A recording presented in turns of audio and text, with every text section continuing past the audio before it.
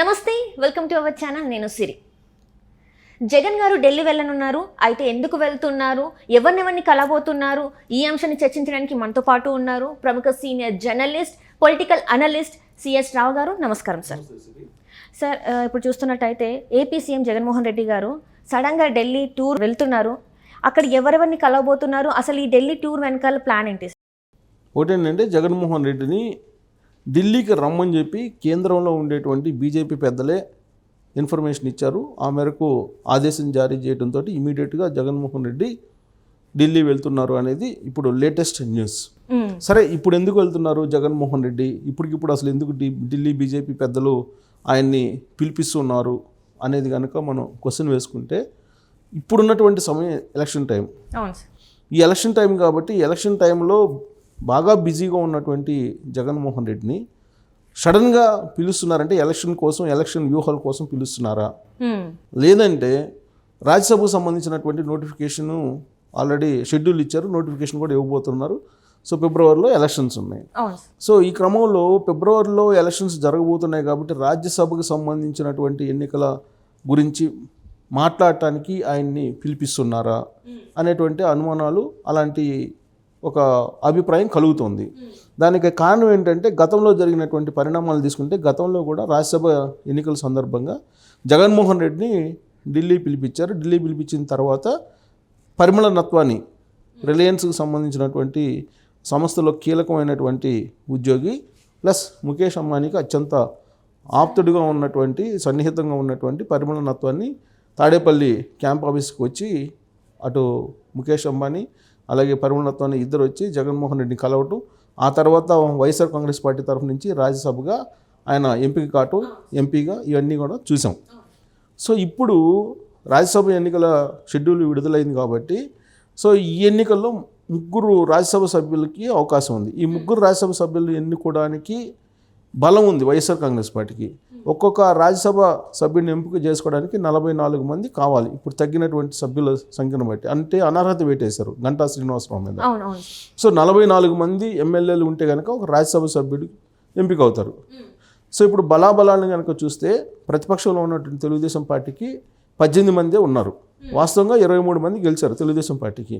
23లో 4 వైఎస్ఆర్ కాంగ్రెస్ పార్టీకి వెళ్ళారు. కరణం బలరామకృష్ణమూర్తి, మద్దాల గిరి, వాసుపల్లి గణేష్, అలాగే వల్లభనేని వంశీ, ఈ 4 వైఎస్ఆర్ కాంగ్రెస్ పార్టీకి వెళ్ళారు. అఫీషియల్గా తెలుగుదేశం పార్టీ ఆంధ్రప్రదేశ్ అసెంబ్లీ బులెటిన్లో ఉన్నప్పటికీ కూడా వాళ్ళు వైఎస్ఆర్ కాంగ్రెస్ పార్టీకి ఓటేస్తారు. ఓటేసే అవకాశం ఉంది, ఎందుకంటే జగన్మోహన్ రెడ్డి పంచన వాళ్ళు 4 ఉన్నారు. ఇక గంటా శ్రీనివాసరావు దాదాపు 3 ఏళ్ల క్రితం ఆయన విశాఖ ఉక్కు పరిశ్రమని ప్రైవేటీకరణ చేస్తున్న సందర్భంగా దాన్ని అడ్డుకునే ప్రయత్నంలో భాగంగా ఆయన స్పీకర్ ఫార్మేట్లో రాజీనామా చేయడం జరిగింది. దాన్ని బేస్ చేసుకొని ఇప్పుడు ఆయన మీద అనర్హత వేయడం జరిగింది. అదొక ఎపిసోడ్. ఇక ఇప్పుడు వైఎస్ఆర్ కాంగ్రెస్ పార్టీ నుంచి తెలుగుదేశం పార్టీలోకి వచ్చినటువంటి వాళ్ళు ఉన్నారు. వాళ్ళలో ఆనం రామనారాయణ రెడ్డి, అలాగే కోటమిరెడ్డి శ్రీధర్ రెడ్డి, ఉండవల్లి శ్రీదేవి, వీళ్ళు ఉన్నారు. సో వీళ్ళకి మీద కూడా అనర్హత వేటు వేయాలి అనేటువంటి ఆలోచన ఇప్పుడు వైఎస్ఆర్ కాంగ్రెస్ పార్టీ చూస్తూ ఉంది. అందుకే వాళ్ళని కాల్ఫర్ చేసింది. వాళ్ళు కాల్ఫర్ చేశారు, assembly speaker Tammineni Sita Rao call for చేశారు.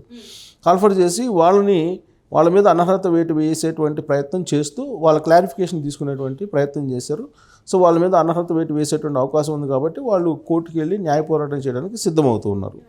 ఇదొక ఎత్తు. సో ఓవరాల్గా ఏంటంటే, ఇప్పుడున్నటువంటి పరిస్థితుల్లో 44 మంది ఎమ్మెల్యేలు ఉంటే కనుక రాజ్యసభకి ఎంపిక కావచ్చు. సో 44 అంటే ఇప్పుడు 151 ప్లస్ ఇప్పుడు వైఎస్ఆర్ కాంగ్రెస్ పార్టీ నుంచి వెళ్ళిన తెలుగుదేశం పార్టీలోకి వెళ్ళినటువంటి వాళ్ళని తీసేస్తే దాదాపు 147 మంది ఉన్నారు. సో 147 మందిలో ఇప్పుడు దాదాపు 50 మంది అసంతృప్తిగా ఉన్నారు అనేది ఒకటి వినిపిస్తుంది. నిజంగా అసంతృప్తి ఉండి వైఎస్ఆర్ కాంగ్రెస్ పార్టీకి వ్యతిరేకంగా ఓటు వేయాలనుకుంటే కనుక ఇప్పుడు ఒక రాజ్యసభ పోయేటువంటి అవకాశం ఉంది.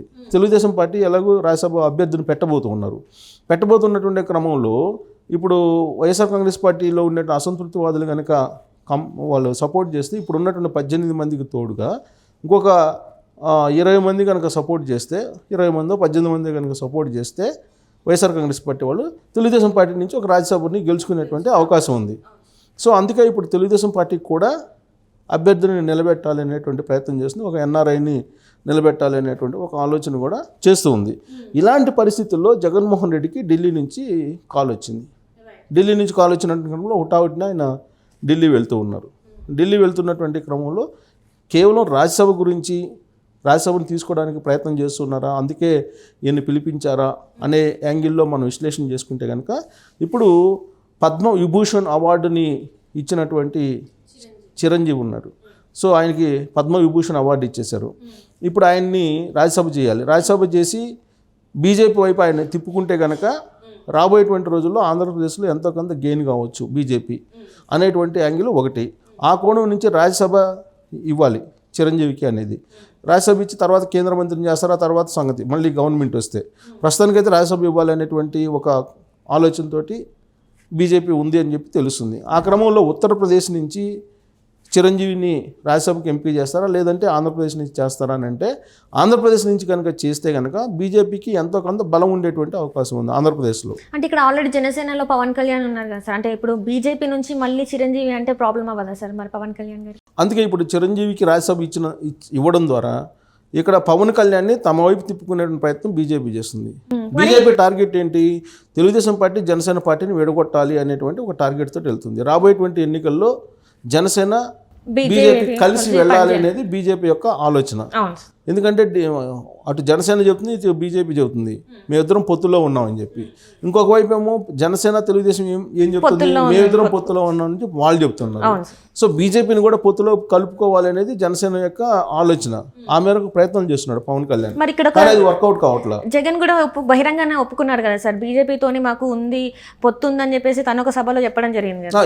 ఇటీవల కాలంలో బీజేపీతో మేము కలిసి వెళ్తున్నాం, అంశాల వారీగా మేము మద్దతు ఇస్తున్నామని ఆయన చెప్తున్నారు. ఇప్పుడు షర్మిల కూడా అదే చెప్తుంది కదా. షర్మిల ఏం చెప్తుంది?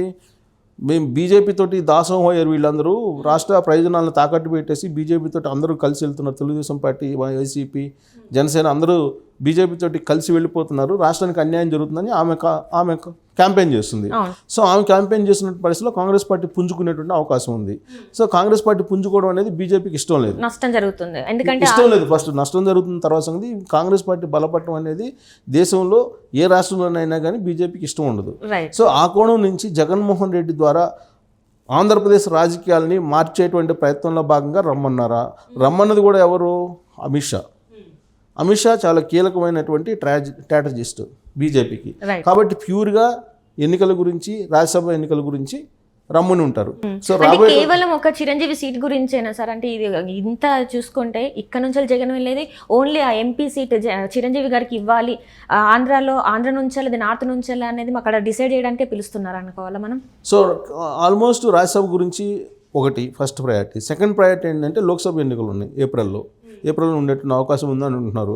సో ఏప్రిల్లో లోక్సభ ఎన్నికలు, అలాగే ఆంధ్రప్రదేశ్ అసెంబ్లీ ఎన్నికలు ఉన్నాయి. కాబట్టి ఇప్పుడు రాజ్యసభ కనుక ఆంధ్రప్రదేశ్ నుంచి వైఎస్ఆర్ కాంగ్రెస్ పార్టీ నుంచి ఒకటి ఇస్తే రాబోయేటువంటి రోజుల్లో ఎన్నికలకి సపోర్ట్ చేస్తాము అనేటువంటి ఒక మౌఖిక ఆదేశం ఇవ్వచ్చు, మౌఖిక మద్దతు ఇవ్వచ్చు అమిత్ షా. జగన్మోహన్ రెడ్డి కూడా అదే కోరుకుంటున్నారు, కేంద్రం నుంచి సపోర్ట్ ఉంటే మళ్ళీ గెలవచ్చు అనేది. ఆల్రెడీ 2019లో ఆయన గెలవడానికి కారణం కూడా కేంద్రం నుంచి బీజేపీ ఇచ్చినటువంటి మద్దతు ప్రధానమైనటువంటి కారణం అనేది ఆయనకి తెలుసు. సో కాబట్టి ఈసారి కూడా కేంద్రం నుంచి మద్దతు తీసుకునేటువంటి క్రమంలోనే ఒక రాజ్యసభను ఇచ్చేటువంటి అవకాశం కూడా ఉంది. సో ఒకవేళ కనుక ఆంధ్రప్రదేశ్ కోటాలో కనుక వైఎస్ఆర్ కాంగ్రెస్ పార్టీ తరఫు నుంచి రాజ్యసభకు కనుక చిరంజీవి ఎంపిక అయితే అప్పుడు ఖచ్చితంగా ఆంధ్రప్రదేశ్లో బీజేపీ ఎంతో కొంత బలపడేటువంటి అవకాశం ఉంది. ఇంకోటి ఏంటంటే అనివార్య పరిస్థితులు క్రియేట్ అవుతాయి కాబట్టి అప్పుడు పవన్ కళ్యాణ్ కూడా చిరంజీవితోటి కలిసి నడవాల్సినటువంటి సిచ్యువేషన్ ఏర్పడుతుంది. సో అల్టిమేట్గా తెలుగుదేశం పార్టీని ఒంటరి చేసేటువంటి ఒక ఆలోచన ఒకటి. రెండు, బీజేపీ ఇప్పుడేంది తెలుగుదేశం పార్టీ జనసేన కూటమిలో కలవాలనేటువంటి ఒక ఆలోచన చేస్తున్నటువంటి క్రమంలో ఇప్పుడు వాళ్ళ డిమాండ్ ఏంటి? 10 ఎంపీ స్థానాలు, 40 అసెంబ్లీ అనేది ఒకటి వినిపిస్తుంది. సో అది సాధ్యం కాదు, ఎట్టి పరిస్థితుల్లో చంద్రబాబు నాయుడు దానికి అంగీకరించేటువంటి అవకాశమే లేదు. సో ఈ క్రమంలో పొత్తుల గురించి, లేదంటే రాబోయేటువంటి లోక్సభ అసెంబ్లీ ఎన్నికల గురించి, రాజ్యసభ ఎన్నికల గురించి, వీటి గురించి చర్చించడానికి మాత్రమే జగన్మోహన్ రెడ్డిని అమిత్ షా పిలిపించి ఉంటారు, అమిత్ షా ఆదేశం మేరకు అక్కడ వెళ్ళుంటారు రైట్ అనేది. ఈ రెండు అంశాలు మినహా ఇప్పుడు మూడో అంశం అనేది ఉండదు.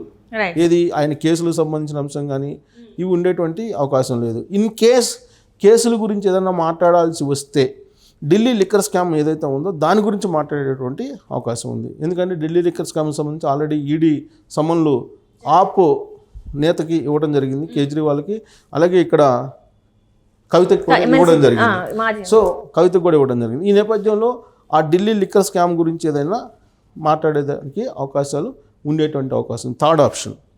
సో ఫోర్త్ ఆప్షన్ ఏంటి, అసలు బీఆర్ఎస్ పార్టీ బీజేపీ రెండు అలయన్స్ అనేది ఒకటి వినిపిస్తుంది.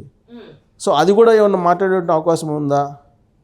ఇటీవల కేసీఆర్ అలాగే జగన్మోహన్ రెడ్డి ఇద్దరు కలిసి హైదరాబాద్. అవును సార్. సో వాళ్ళిద్దరూ మాట్లాడుకున్న సందర్భంగా రెండు రాష్ట్రాల్లో రాజకీయాలు సంబంధించి ఏ విధంగా చేయాలనే దాని మీద కూడా ఒక కేసీఆర్ దూతగా జగన్మోహన్ రెడ్డి థర్డ్ ఆప్షన్ కింద ఈ అలయన్స్ గురించి కూడా ప్రస్తావించేటువంటి అవకాశం ఉంది. టోటల్గా ఏంటంటే రాబోయేటువంటి లోక్సభ ఎన్నికల గురించి, అసెంబ్లీ ఎలక్షన్ గురించి, ప్లస్ రాజ్యసభ ఒకటి మాత్రం ఖచ్చితంగా వైఎస్ఆర్ కాంగ్రెస్ పార్టీ నుంచి తీసుకునేటువంటి అవకాశం ఉంది. పైగా ఇప్పుడు తెలుగుదేశం పార్టీ క్యాండిడేట్ని పెట్టాలనుకుంటుంది కాబట్టి ఈ డిస్టర్బెన్స్ లేకుండా బీజేపీకి ఒకటి ఇవ్వడానికి కూడా జగన్మోహన్ రెడ్డి రెడీ అయ్యేటువంటి అవకాశం ఉంది.